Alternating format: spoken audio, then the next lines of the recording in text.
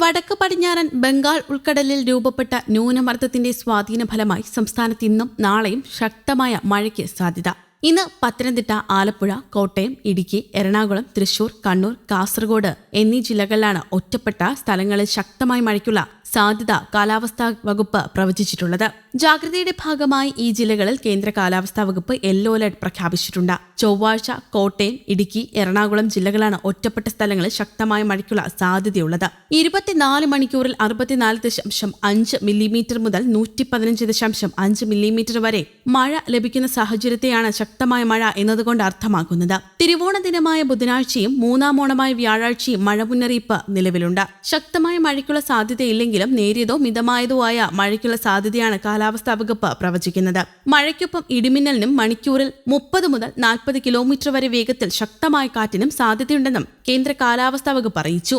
മലയോര മേഖലകളിൽ മഴ കൂടുതൽ ശക്തമായേക്കുമെന്നും കാലാവസ്ഥാ വകുപ്പിന്റെ മുന്നറിയിപ്പ് നിലനിൽക്കുന്നു. കേരളം, കർണാടക, ലക്ഷദ്വീപ് തീരങ്ങളിൽ ഇന്നു മുതൽ ഓഗസ്റ്റ് 25 വരെ കടൽ പ്രക്ഷുബ്ധമാകാൻ സാധ്യതയുണ്ടെന്നും നിർദ്ദേശമുണ്ട്. കള്ളക്കടൽ പ്രതിഭാസത്തിന്റെ ഭാഗമായി തിരുവനന്തപുരം കാപ്പിൽ മുതൽ പൊഴിയൂർ വരെ, കൊല്ലം ആലപ്പാട്ട് മുതൽ ഇടവ വരെ, ആലപ്പുഴ ചെല്ലാനം മുതൽ അഴീക്കോട് ജെട്ടി വരെ, എറണാകുളം മുനമ്പം FH മുതൽ മറുവക്കാട് വരെ, തൃശൂർ ആറ്റുപുറം മുതൽ കൊടുങ്ങല്ലൂർ വരെ ജില്ലകളിലെ തീരങ്ങളിൽ നാളെ രാത്രി 11:30 വരെ 0.9 മുതൽ 1.3 മീറ്റർ വരെ ഉയർന്ന തിരമാലകൾ കാരണം കടലാക്രമണത്തിന് സാധ്യതയുണ്ടെന്ന് ദേശീയ സമുദ്രസ്ഥിതി പഠന ഗവേഷണ കേന്ദ്രം അറിയിച്ചു.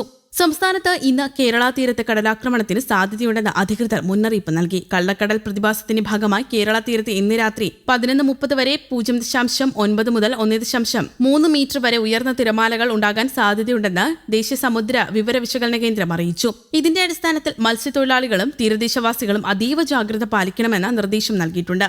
പശ്ചിമ ബംഗാൾ, ബംഗ്ലാദേശ് തീരങ്ങൾക്ക് സമീപം വടക്കൻ ബംഗാൾ ഉൾക്കടലിന് മുകളിലാണ് ചക്രവാത ചുഴി രൂപപ്പെട്ടിരിക്കുന്നത്.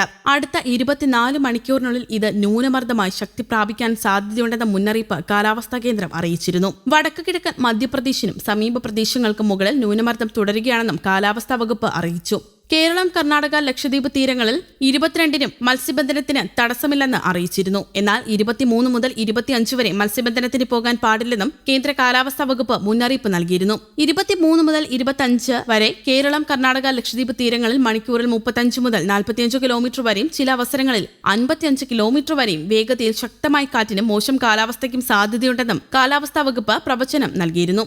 തീരദേശവാസികൾക്കും വിനോദസഞ്ചാരികൾക്കുമുള്ള പ്രധാന നിർദ്ദേശങ്ങൾ പരിശോധിക്കാം. 1. കടൽക്ഷോഭം രൂക്ഷമാകാൻ സാധ്യതയുള്ളതിനാൽ അപകട മേഖലകളിൽ നിന്ന് അധികൃതരുടെ നിർദ്ദേശാനുസരണം മാറി താമസിക്കണം. 2. ചെറിയ വള്ളങ്ങളും ബോട്ടുകളും കടലിലേക്ക് ഇറക്കുന്നത് ഈ സമയത്ത് ഒഴിവാക്കേണ്ടതാണ്. 3. കള്ളക്കടൽ പ്രതിഭാസത്തിനും ഉയർന്ന തിരമാലയ്ക്കും സാധ്യതയുള്ള ഘട്ടത്തിൽ കടലിലേക്ക് മത്സ്യബന്ധന യാനങ്ങൾ ഇറക്കുന്നത് പോലെ തന്നെ അപകടകരമാണ് കരയ്ക്കടുപ്പിക്കുന്നതും. ആയതിനാൽ തിരമാല ശക്തിപ്പെടുന്ന ഘട്ടത്തിൽ കടലിലേക്ക് ഇറങ്ങുന്നതും കരയ്ക്കടുപ്പിക്കുന്നതും ഒഴിവാക്കേണ്ടതാണ്. 4. മുന്നറിയിപ്പ് പിൻവലിക്കുന്നതുവരെ ബീച്ചുകൾ കേന്ദ്രീകരിച്ചുള്ള വിനോദസഞ്ചാരം ഉൾപ്പെടെയുള്ള എല്ലാ പ്രവർത്തനങ്ങളും പൂർണ്ണമായും ഒഴിവാക്കേണ്ടതാണ്. 5. മത്സ്യബന്ധന യാനങ്ങൾ, അതായത് ബോട്ട്, വള്ളം തുടങ്ങിയവ ഹാർബറിൽ സുരക്ഷിതമായി കെട്ടിയിട്ട് സൂക്ഷിക്കുക. വള്ളങ്ങൾ തമ്മിൽ സുരക്ഷിത അകലം പാലിക്കുന്നത് കൂട്ടിയിടിച്ചുള്ള അപകട സാധ്യത ഒഴിവാക്കും. മത്സ്യബന്ധന ഉപകരണങ്ങളുടെ സുരക്ഷ ഉറപ്പാക്കുകയും ചെയ്യണം. 6. ബീച്ചിലേക്കുള്ള യാത്രകളും കടലിൽ ഇറങ്ങിയുള്ള വിനോദങ്ങളും പൂർണ്ണമായും ഒഴിവാക്കുക.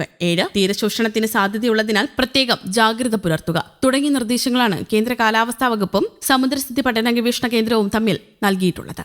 News desk, Kerala Kaumudi.